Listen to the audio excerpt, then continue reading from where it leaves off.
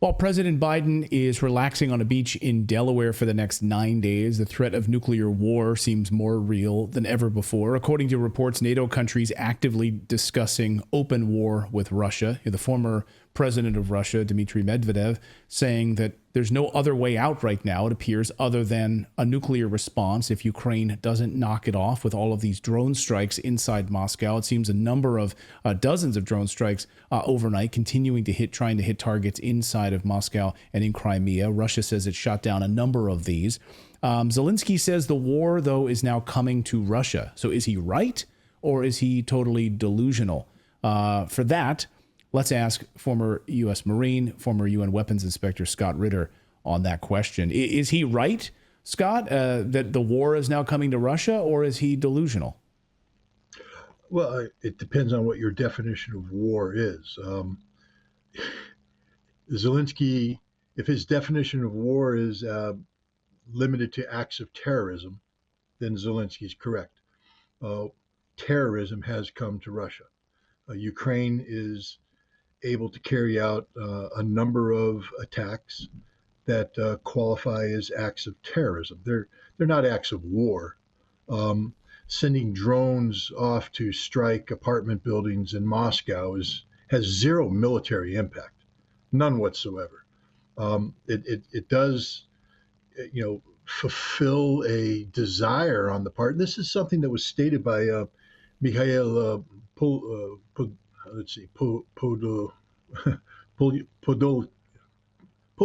There it is. I have trouble with names sometimes.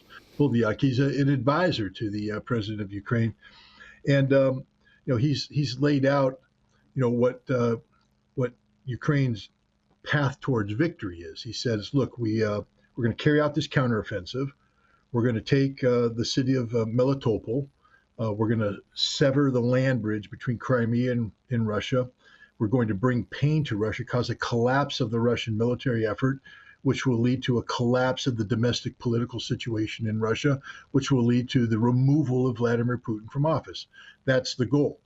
One element of collapsing the morale of the Russian people are these attacks. The idea is that by attacking Moscow, you make the Russian people feel insecure. You make the Russian people start to doubt, the wisdom of their leadership for getting them involved in a special military operation. This is the Ukrainian objective, but it's not war.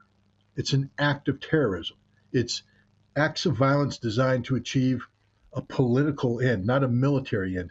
It's having no impact. If the Ukrainians think that the Russians are going to lose the will to fight because a handful of drones have blown out the windows in a couple Moscow high-rise apartments, they're wrong. But what it is doing is undermining the legitimacy of Zelensky's cause.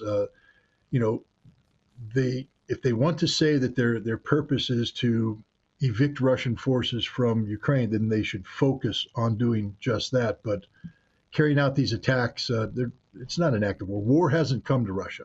Russian defense industry is not being interdicted. Russian command and control facilities inside the Russian depth are not being interdicted. Russian lines of communication, strategic lines of communication inside Russia, they're not being interdicted. That's what war would do. Right. Zelensky's blowing up buildings with civilians in it. That's not war. That's terrorism. The Defense Intelligence Agency for the United Kingdom today issued, or earlier this week, issued a report, an intelligence update on Ukraine and the war, and said the increased chance of being compelled to fight, drone attacks on Moscow, exceptional level of domestic repression, and the recent Wagner mutiny combined to highlight the Russian state's failure to insulate the population from the war. So basically saying that Putin has failed, that now there's nothing really that Russia can do to keep war away from the inside of the Russian borders. What do you make of this UK intelligence report? Same, well, I guess, on the response of the Zelensky side?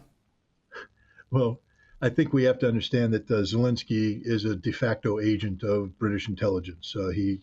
We've known this for a long time now. He's been beholden to the British. He takes his orders from the British. One only has to remember Boris Johnson's intervention back in March of 2022 to prevent the Ukrainians from uh, going along with a ceasefire agreement that would have brought peace, would have ended the war, saved them hundreds of thousands of lives. But because his British master said jump, he said how high. The quote, the battle plan that I spoke of earlier, Mikhail Poldiak's battle plan, it was written by the British.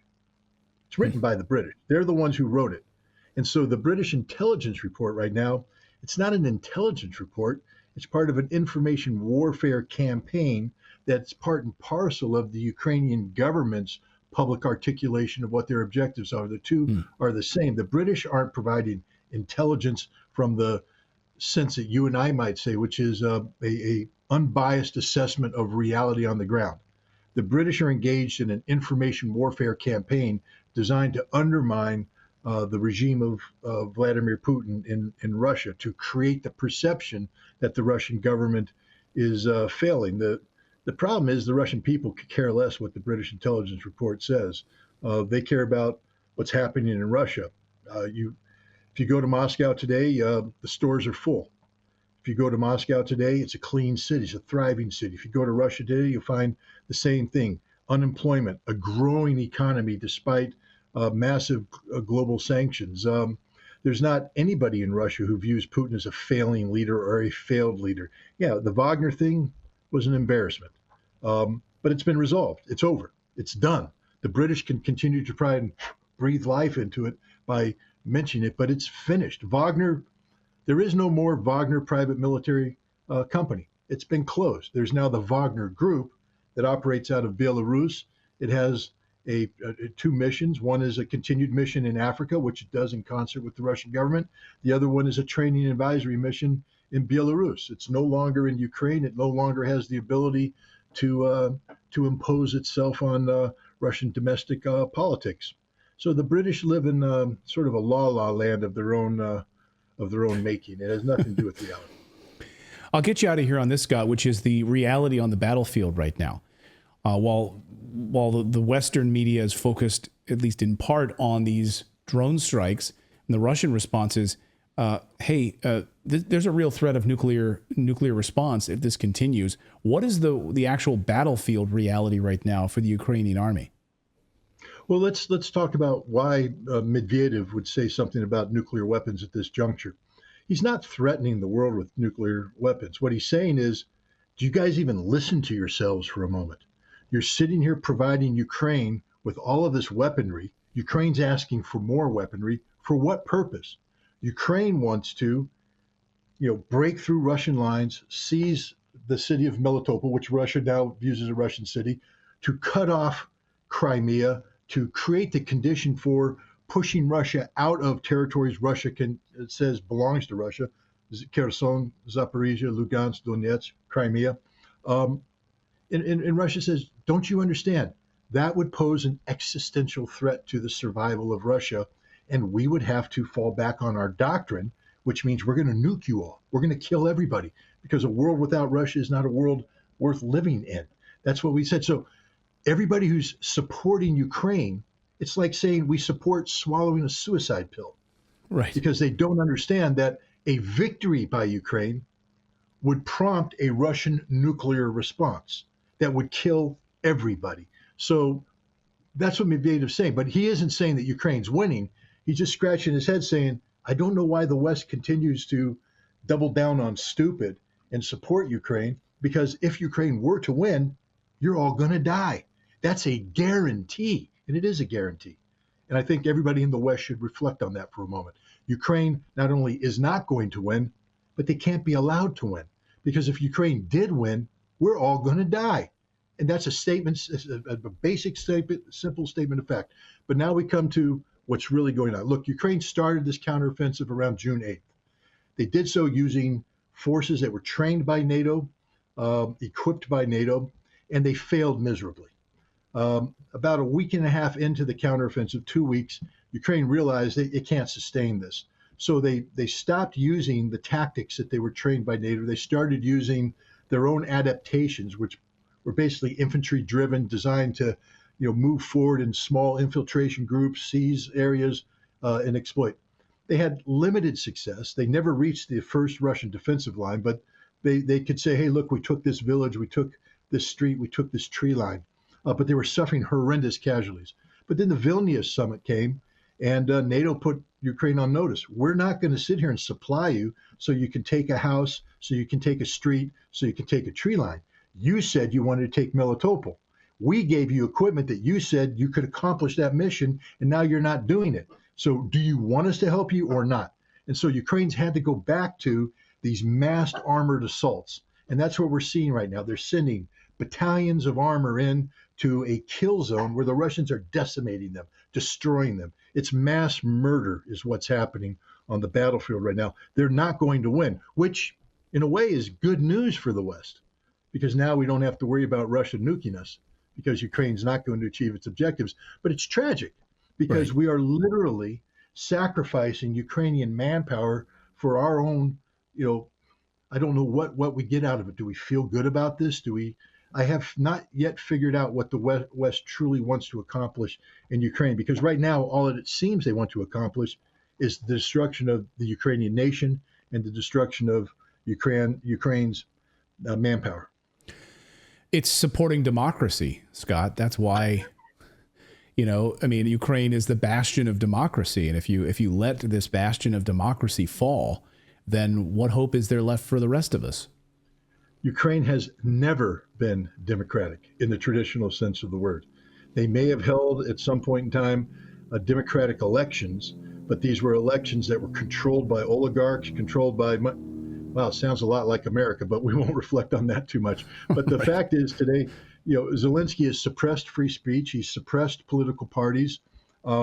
He governs as a virtual dictator, and yet we're saying this is democracy that we're defending. It's the most corrupt nation on the planet. If we ever did an audit where the $150+ billion that we sent to Ukraine went, we'd be shocked by what we find, because you'd see that fully 60 to 70% of that never reached its intended usage. It went into the pockets of these corrupt politicians, including the Ukrainian president. Well, don't worry. We'll have elections in October in Ukraine to elect new leadership there. Oh, right. No, those elections have been canceled, which is what you do in a democracy. Scott Ritter, great to see you as always. Thank you so much for this and providing an analysis on this nuclear rhetoric, which, of course, the West wants to blow out of proportion. Western media wants to blow totally out of proportion without the nuance here. Scott, thanks so much for this, as always. Great to see you. Thanks for having me. All right, we've got more news to get to here on this Tuesday, and a lot happening around the world that we want to get to. We want to talk about what Congress is planning to do in the United States, which is bipartisan effort to basically censor social media and curb free speech. It's a bipartisan effort. Basically, they just want to take the controls. Like, thanks, Mark Zuckerberg. You move aside. Yeah. We're gonna handle the controls from here on out. Also, we're going to look at the U.S. border invasion, and the big update there as new documents have emerged showing the exact blueprint for how to evade authorities and exactly how to infiltrate the United States. We're going to walk you through all of that. Plus, we'll have an update on Haiti and how now we have Kenya, which is offering up thousands of troops for this invasion of Haiti to do Biden's bidding for their invasion of this country. Oh, we've delegated that one. Okay. Yeah. Well, he's at the beach. That's what we're doing right now. Gotcha. Thank you so much for watching this segment here at Redacted. We are live every day at 4 p.m. Eastern Time, trying to share the stories that the mainstream media will not cover. You should also come over and join our community of Redacted Rebels over at redacted.inc. That's our private locals community where we can share exclusive content that we simply cannot share here on YouTube. Come over and join the rebellion together right now by going to redacted.inc. We'll see you next time.